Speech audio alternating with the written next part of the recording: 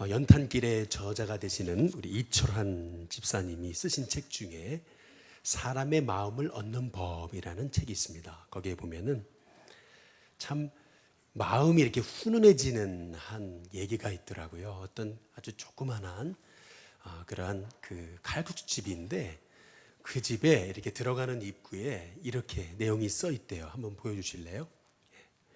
손님의 신발 분실 시 저희가요 책임집니다. 손님은 안심하고 맛있게 식사하세요. 대부분 뭐라 그래요? 책임지지 않습니다. 그런데 손님의 신발 분실 시 저희가 책임집니다. 이 얘기를 보면서 그런 생각을 했습니다. 예수님이 이 성탄절에 오신 이유가 뭘까? 그것은 다름 아닌 죄에서 죽을 수밖에 없는 우리를 책임지기 위해서 오신 것이 아닌가라고 하는 생각을 하게 됐습니다. 우리 옆에 뒤에 분하고 한번 영어로 유식하게 한번 해보겠습니다. 메리 크리스마스 우리 인사해 보겠습니다. 이제는 더 유식한 한국말로 우리 한번 인사해 보시겠습니다. 즐거운 성탄절입니다. 마지막으로 이렇게 우리 한번 또 인사해 보겠습니다. 예수님 성도님 때문에 오셨습니다. 우리 같이 인사하시겠습니다. 여러분 몇 세까지 살고 싶으신가요? 할렐루야. 현재 97세이신데 왕성한 저술 활동도 하고 강연 활동도 하고 계시는 연세대학교 철학과 명예교수로 계시는 김형석 교수라고 계십니다. 아마 많은 분들이 아실 텐데 이분이 최근 쓴 책이 제목이 재밌더라고요. 100년을 살아보니 라고 하는 책 제목이 있더라고요. 그 책을 읽어보니까 참 마음에 감동이 되는 얘기가 많아요. 근데 그 중에서 이분이 100년을 살면서 많은 나라들을 다녀봤는데 뭐 선진국, 후진국 다 다녀봤는데 이 선진국과 이 후진국은 이렇게 나눌 수 있답니다. 선진국은 어떤 사회를 가리켜서 선진사회라 그러냐라고 했을 때 한번 따라해 보시죠. 열린 마음. 백성들이 이렇게 열린 마음을 가진 사회가 선진사회다. 이제 그렇게 얘기합니다. 그러면 후진사회는 어떠냐? 어떤 마음이요? 따라해 보시죠. 닫힌 마음. 백성들이 닫힌 마음을 가진 사회가 후진사회다. 뭐 사우디가 부자 나라일지 모르지만 마음이 닫혀 있다면 그러면 선진사회는 아니라는 것이죠. 마찬가지로 여러분 성숙한 만남 그러면 어떤 게 성숙한 만남이에요? 한 영혼이 변화되기까지 기다려주는 만남. 열린 마음이죠. 그리고 미숙한 만남은 그럼 어떤 만남일까요? 변화되기까지 기다려주지 못하는 이 닫힌 마음. 그것이 바로 미숙한 만남이 아닐까라고 하는 것입니다. 지난 우리 당회 때 2017년 당회를 하면서 우리 신천 임원 12분을 뽑았더라고요. 몇 분이요? 12분이더라고요. 12제자더라고요. 4명의 신천 집사님들 그리고 6명의 우리 권사님들 그리고 2명의 장로님들을 뽑았습니다. 계산해 보니까 12분이시더라고요. 12제자이시더라고요. 오늘 세례 받으시는 분들도 12명입니다. 할렐루야. 그런데 여러분 지난 우리 신천 임원분들 한 2주 정도 우리가 훈련을 했습니다. 그런데 마지막 날 이제 우리 마정은 목사님이 마지막 시간을 강의하셨는데 이제 임원분들 한 분 한 분한테 이제 다짐을 한 마디씩 얘기를 해보시라 그러니까 이제 한 신천 권사님께서 그런 얘기를 하세요. 참 제 마음에 감동이 됐던 것은 그분의 한마디 말인데 바로 하나님이 오래 기다리셨다는 겁니다. 무슨 말이냐면 자기가 일신교회에 나온 지가 벌써 수해인데 그런데 저를 지금의 저로 만드시기까지 하나님 정말 오래 기다리신 것 같다고. 새벽마다 하나님이 깨워주시고 그리고 기도하게 하시는데 그 은혜만 생각하면 요새는 하나님이 너무 오래 나를 기다려 주신 것 같아서 감사하다고 이제 그러시면서 이렇게 눈물을 흘리시는데 제게도 참 많이 은혜가 됐습니다. 그 다음 월요일 날 새벽에 이제 새벽 기도를 마치고 이제 여기 강단 위에서 기도하는데 저도 가만히 생각을 해보니까 하나님 참 오래 기다리셨구나라고 하는 그런 생각을 하면서 참 많은 감동을 받았습니다. 얼마 전에 한 분의 전화를 받았어요. 딸아이의 배에 이 복수가 찼다고 기도해 달라는 거예요. 근데 이 애가 몇 살이냐면 24살입니다. 병원에 가봤더니 빨리 큰 병원으로 가라는 거예요. 그래가지고 여기 신촌 세브란스에 왔더니 의사가 깜짝 놀라면서 아니 간에 혹이 20cm나 있다고. 어떻게 이 24살짜리 애가 이걸 이렇게 몰랐냐고 그러면서 큰일 났으니까 당장 수술하자고. 뭐 예약이고 뭐고 없이 당장 해야 된다고 막 그래가지고 이제 이 어머니가 이제 저한테 전화가 온 겁니다. 저희 교회 분은 아니고요. 이 아이를 제가 잘 알고 이 권사님을 잘 알거든요. 정말 기도하는 많이 하는 분인데 이 권사님이 그렇게 전화에 대고 우는데 저도 같이 기도해 주는데 저도 그냥 눈물이 나오더라고요. 그런데 이분이 이제 기도가 다 끝나니까 이분이 하시는 말씀이 뭐라냐면 실은 딸아이가 교회를 안 다닌 지 오래됐습니다. 이 아이가 최근에 여기 신문사에 취직을 했는데 이 아이가 얼마나 그 언론과 매스컴을 통해서 기독교에 대해서 부정적인 마음을 가졌는지 이런 아이가 아니었는데 교회만 뭐 얘기하면은 그렇게 막 그냥 애가 분노를 하고 그리고 막 그렇게 교회에 대해서 비판적인 아이가 됐다는 거예요. 너 신문사 취직한 거 하나님의 은혜인데 너 11조 해야 되지 않냐?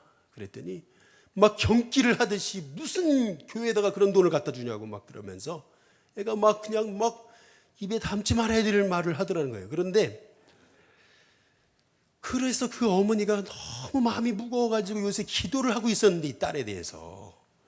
근데 덜커덕 이 애가 복수가 차더니 이 애가 이 간에 혹이 20cm가 생겼다는 거예요. 이야, 그래가지고 이제 수술을 하게 된 겁니다. 지난주 금요일 날. 수술을 하고 나서 이제 저는 당연히 이제 오래 병원에 있겠지 해서 당장 가면 조금 불편할 것 같으니까 지난 화요일 날 신방을 갔었습니다. 근데 갔는데 아니 로비에서 애가 왔다 갔다 하고 있어요. 아니 아픈 애가 아니에요 얼굴이. 아니 어떻게 된 거냐 그랬더니 당일날 수술하고 당일날 물 먹었대요. 할렐루야. 아니 세브란스에서 이런 일을 본 적이 없대요. 이제 그러면서 이게 간을 배를 열어보니까 이게 혹이 아니고 간이 20cm 더 자란 거랍니다. 이런 케이스를 세브란스에서 본 적이 없대요. 그래서 그거를 잘랐는데 수술이 너무 잘 됐다는 겁니다. 저는 이 아이의 그 모습을 보면서 어머니가 눈물이 글썽하면서 얘기를 하는데 목사님 수술하고 나서 막 입이 마르다 그래가지고 어떻게 하면 좋나 그래서 수건에다가 물을 묻혀가지고 이렇게 줄라 그랬더니 담당 의사 선생님이 오시더니 뭐라 그러냐면 아니 얘기 못 들으셨어요? 빨리 물 드세요 물 드세요 이제 그러더라는 거죠. 너무 수술이 잘 됐습니다. 빨리 물 드시라고 그러더라는 거죠. 그런데 참 그 얘기를 듣고 이제 그런 생각을 했습니다. 하나님 이 청년 아이 24살 아이 이 아이를 위해서 오래 기다리셨구나. 그 생각을 하게 됐습니다. 오늘 족보 예수님의 족보에 관한 말씀인데요. 여기 보면 한번 따라해 보겠습니다. 낳고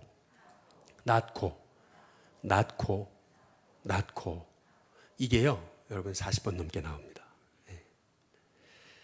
그런데 낳고에다가 주목하지 말고 오늘 말씀을 사람에게 한번 주목을 해보시면 마태복음 1장 1절에서 2절인데요. 같이 한번 읽어보겠습니다. 같이 있습니다. 시작. 아브라함과 다윗의 자손 예수 그리스도의 계보라.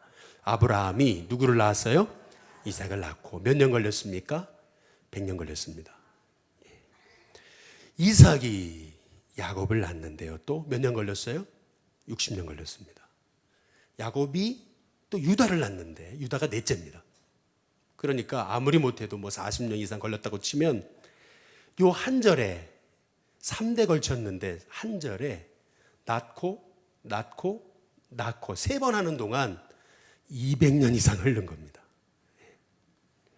그게 무슨 말이에요? 이 족보에서 하고자 하시는 말씀은 뭐냐면 그토록 오래 기다리셨다는 것입니다. 마태복음 1장 17절에 보시면은 1장 17절에 거기 보시면 같이 읽어보겠습니다. 같이 읽습니다. 시작. 그런즉 모든 대수가 아브라함부터 다윗까지 14대요. 다윗부터 바벨론으로 사로잡혀 갈 때까지 또 14대요. 바벨론으로 사로잡혀 간 후부터 그리스도까지 14대더라. 14대. 42대가 흐르기까지 수백 년이 흐른 거죠. 그동안 우리 하나님이 바로 우리를 구원하시기 위해서 기다리셨음을 오늘 이 성경이 우리에게 강조하고 있는 것입니다. 기다리고 또 기다리고 또 기다리고 또 기다리셨다라고 하는 것을 강조하고 있는 것입니다.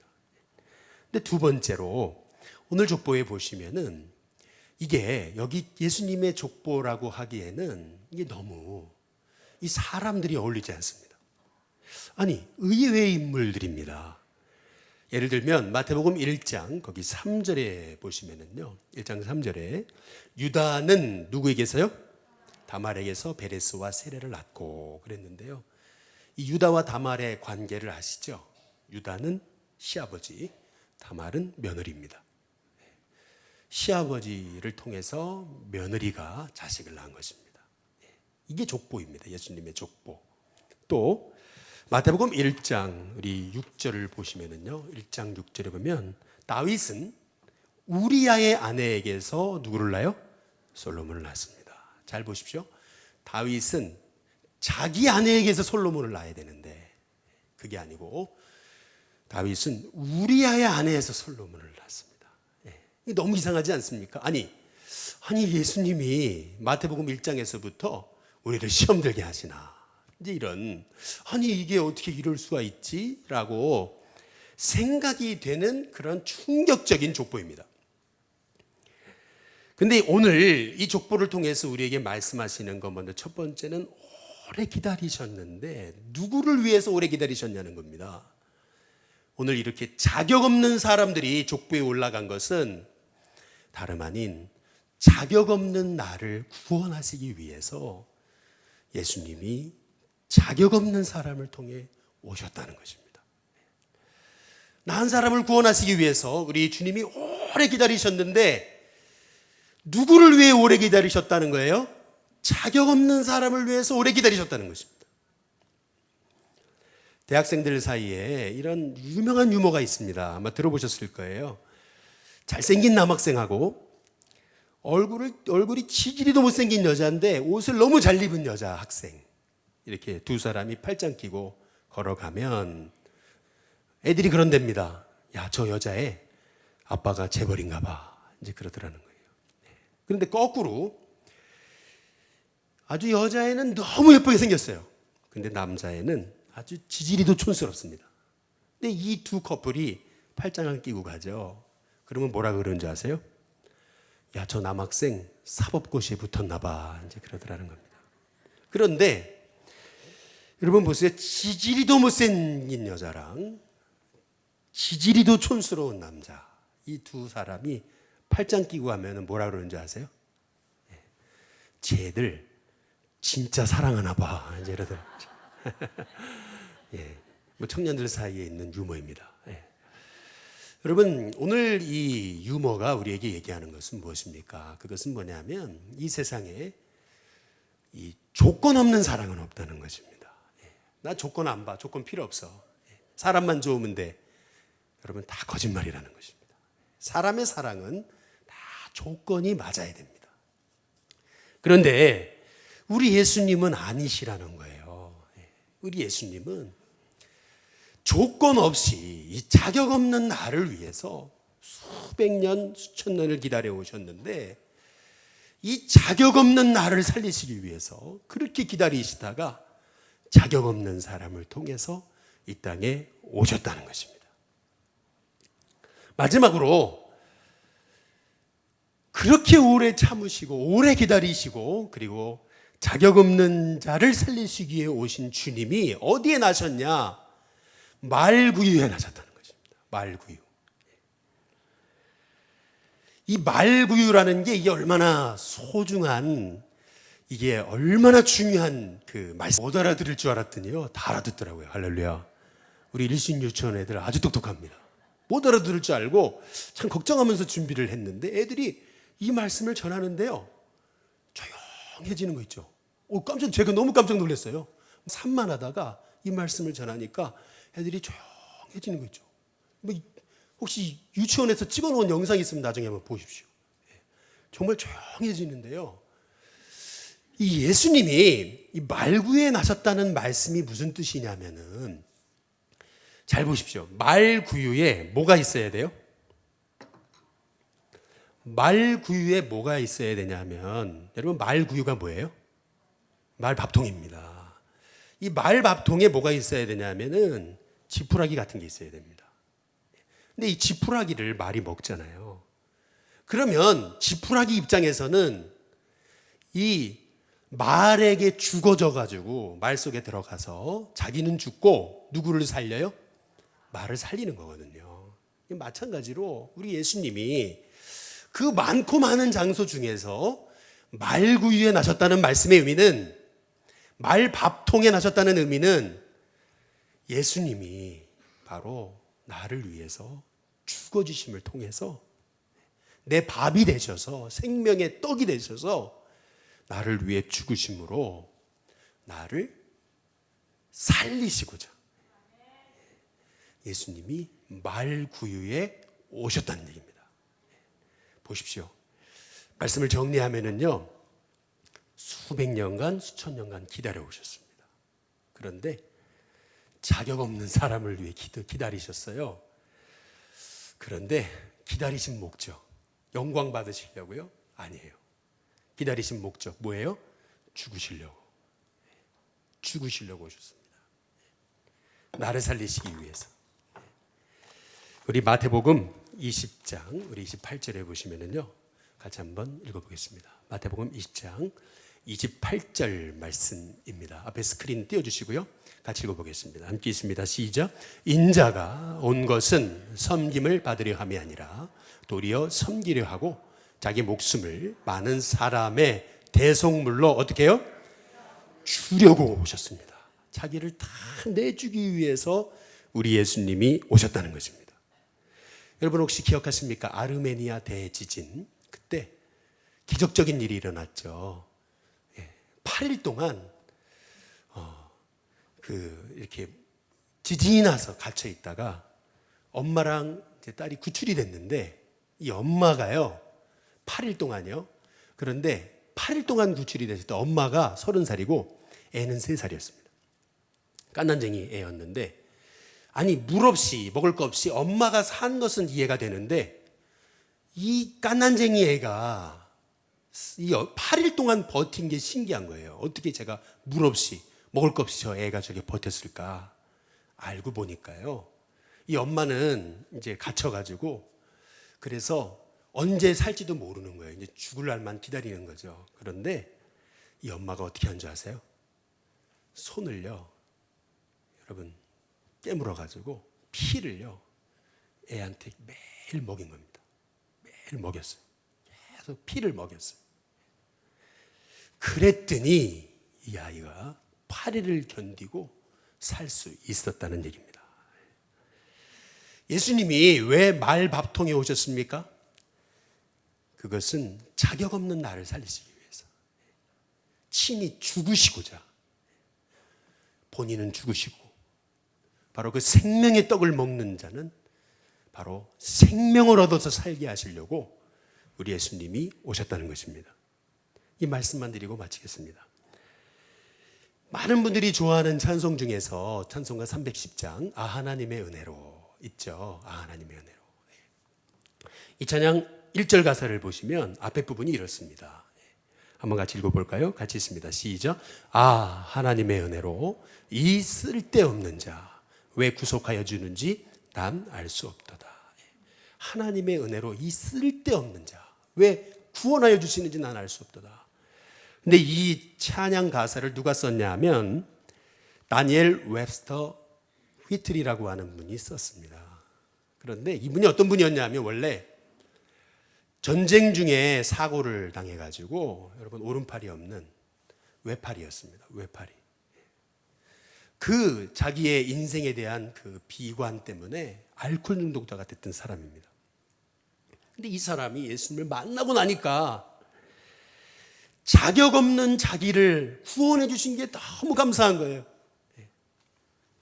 그래서 이렇게 고백하는 것입니다. 후렴 우리 같이 한번 같이 읽어보겠습니다. 후렴 같이 읽습니다. 시작. 내가 믿고 또 의지함은 내 모든 형편 아시는 주님 늘 보호해 주실 것을 나는 확실히 아네.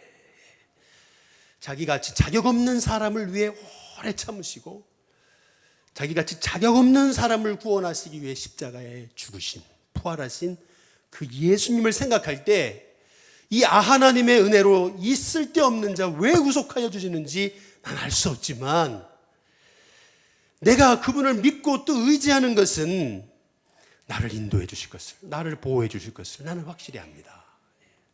여러분 이 고백이 이 성탄절을 맞은 또 우리 2016년 마지막 주일을 맞은 저와 여러분의 믿음의 고백이 될 수 있기를 주님의 이름으로 축복합니다. 기도하겠습니다.